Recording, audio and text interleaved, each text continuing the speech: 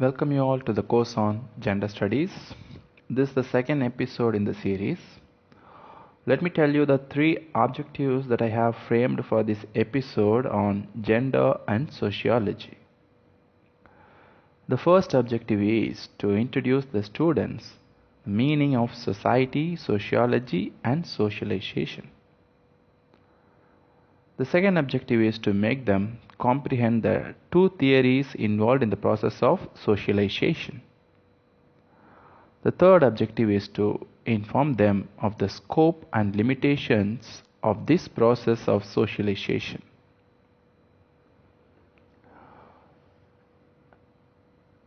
It is better to know the difference among the three terms to have a clear understanding about gender socialization. The first term, society, stands for people in general. People in general living together in communities. The second one, sociology, the scientific study of nature and development of society and social behavior.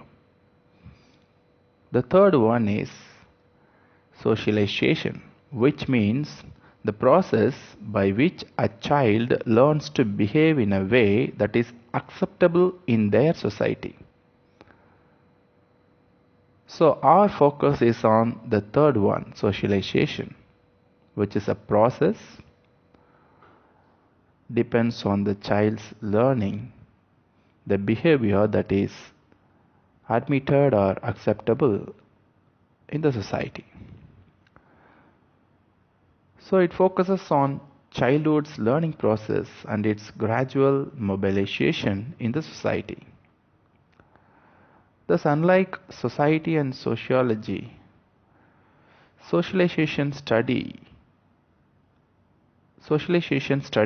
or unfolds the children's gradual acknowledgement of the norms and parental culture or dictations.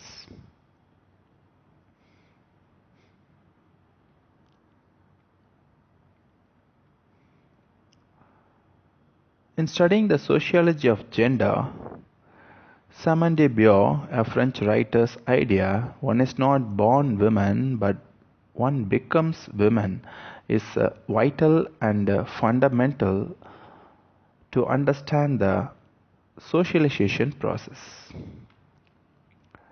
In public discourse and literature, gender is seen as a perceived or projected masculinity or femininity of a person. Therefore, the masculinity or femininity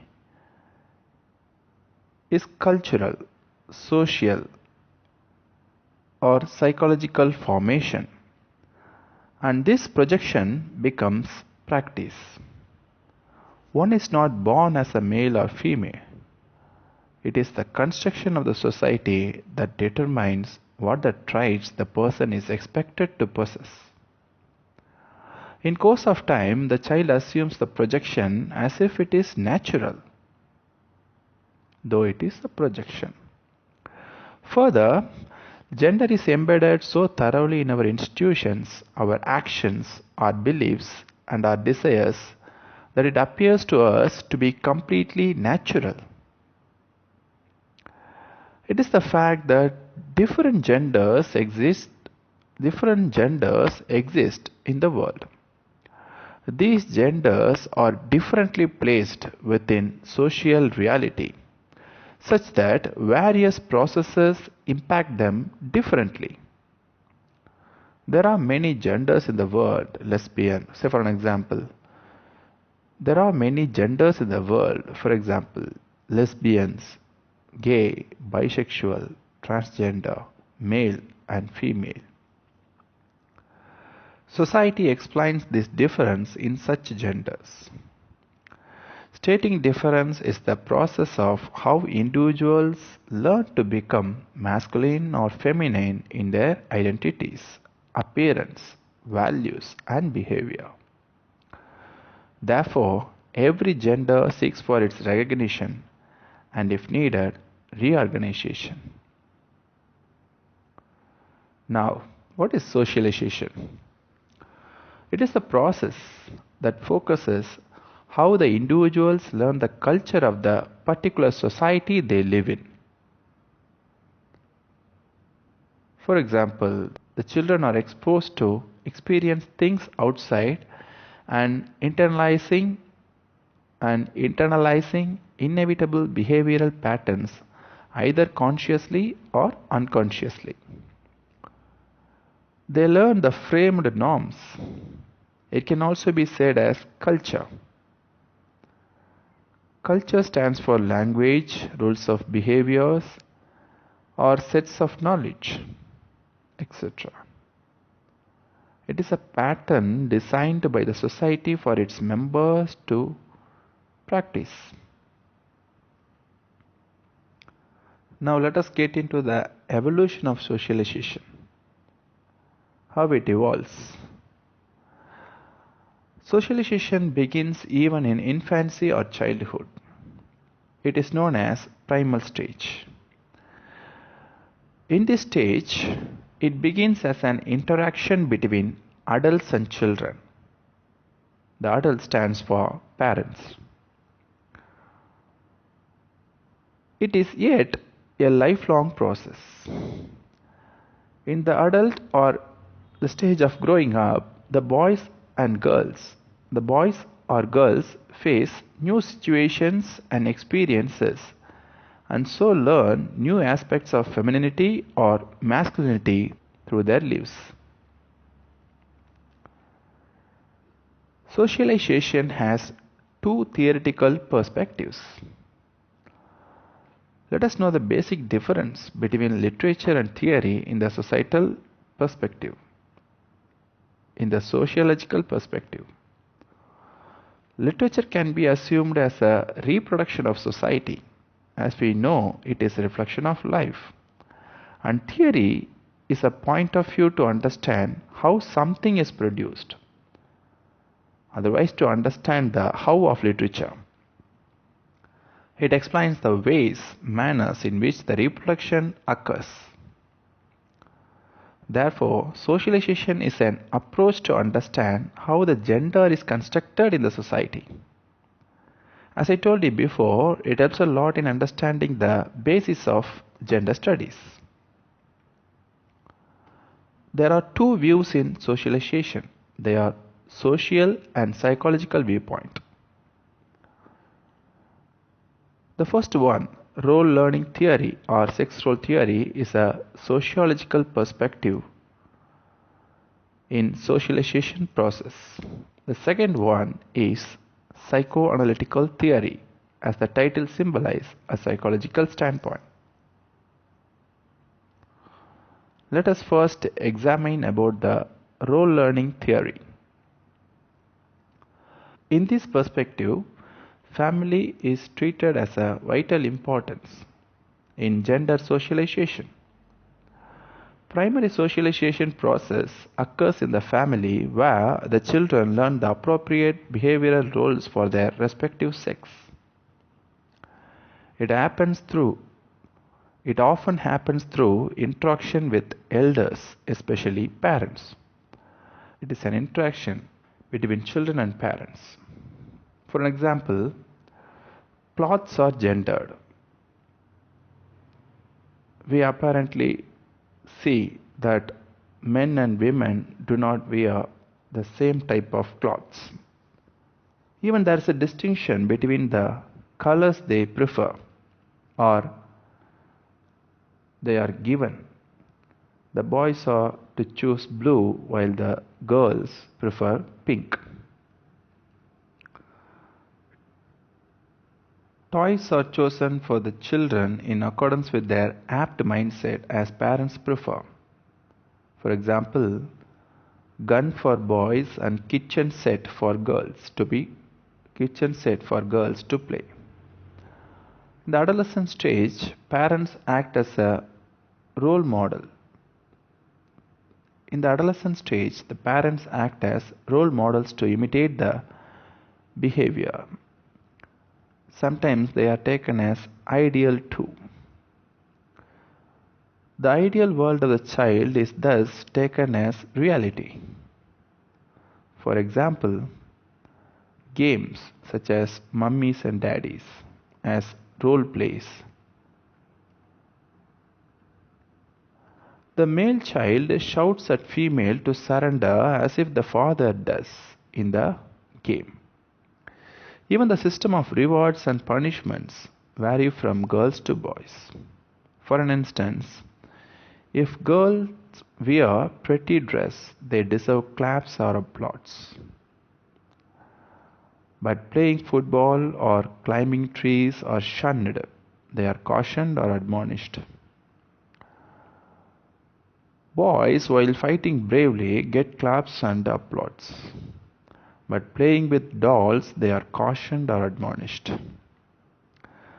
Now, let us further know how this role learning theory operates. Role learning theory comes to life or operates through stereotypes. The society has sanctioned certain dictations to follow. This sanctioning is the norms or the so-called culture of society. Though children are exposed to every details of the information inherited, they themselves internalize appropriate behavioral norms. Sometimes consciously love and imitate, and at times unconsciously regulate their norms. Apart from family, other key agencies are there to encourage such stereotypes or relevant impacts. They are education system and mass media. We will look at these two elaborately in the upcoming sessions on gender and media. Any theories must have some critique or criticism. There are certain criticism of role learning theory as well. The first appraisal is that it weighs individual as over-civilized, as it places too much emphasis upon the societal influence alone. The second criticism is that it is passive to perform a preconceived social roles rather than amending, recreating or redefining roles in a reflexive or purposive ways. And there are many criticism or critique of role learning theory. So these two, the over socialization or passive to perform a preconceived social roles, are mandatory.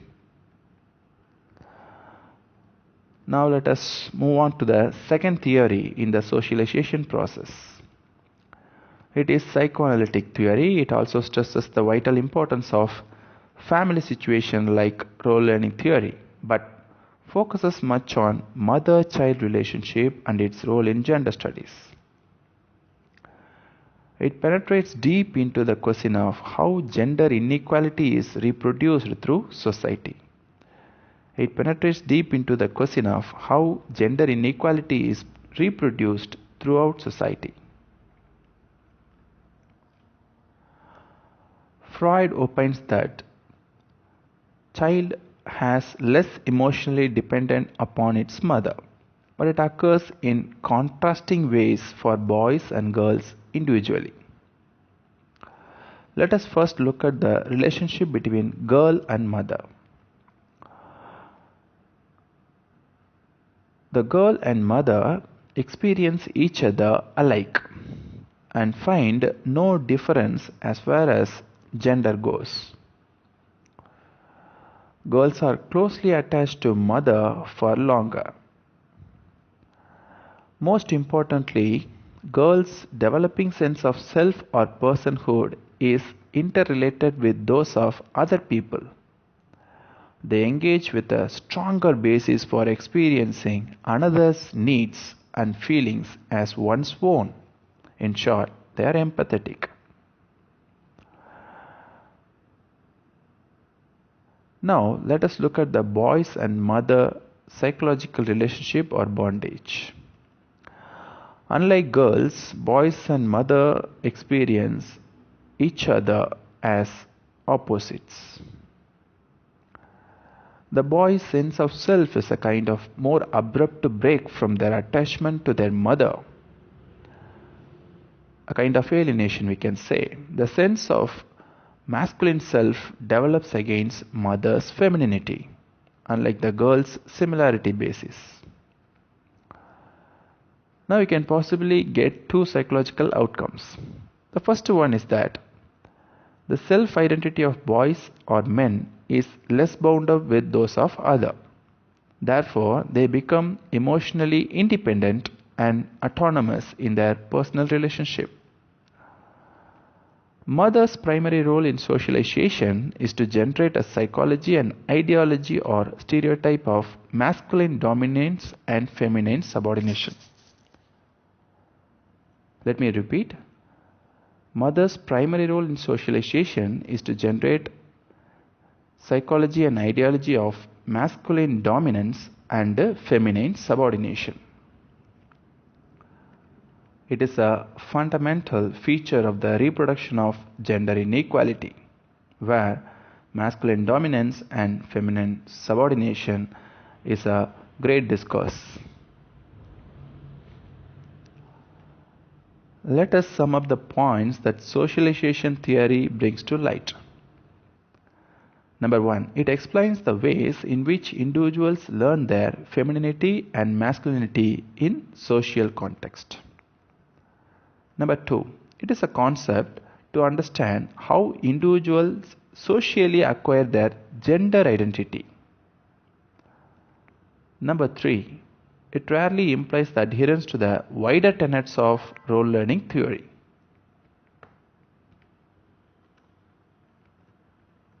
Number 4. It has a tendency to depict individuals as socially programmed, voluntary, passive conformers, and institutional factors which act to constrain individuals. Thus, gender studies always focuses on the problem between the conventional structure and social reality or practice. In the words of an Australian writer, Connolly, in his book Genders, says, socialization theory has been credible only to the extent that social scientists have been willingly to ignore both choice and force in social life. It seems the socialization theory denies choice or force and stresses gender as the deterministic factor of chance. It is to be understood that individuals are not cultural dupes or duplicates, passively accepting pre-written scripts for gender behavior, but not are they entirely free to develop and act out their own scripts. So we have a conflict whether to follow pre-written script or to create our own script. The socialization process conforms to conventional pre-written or stereotypes, while gender studies focuses even beyond, that is to say, undoing gender. In short, genderless society. I hope you have understood the process called socialization and its theoretical perspectives as well. Now it is time to wind up the episode. Let me sum up with some of the limitations and scopes in the socialization process. The first one is that socialization is a limited outlook on gender studies, confining to domestic and social sphere. The second one is that it has a lack of comprehensive worldview on gender as a holistic approach. But it is a fundamental ideology or root to extend to other spheres or fields. It is in fact a welcoming platform for gender studies to ponder over gender inequality. With this note, I wind up the second episode in the series of gender studies. Thank you so much.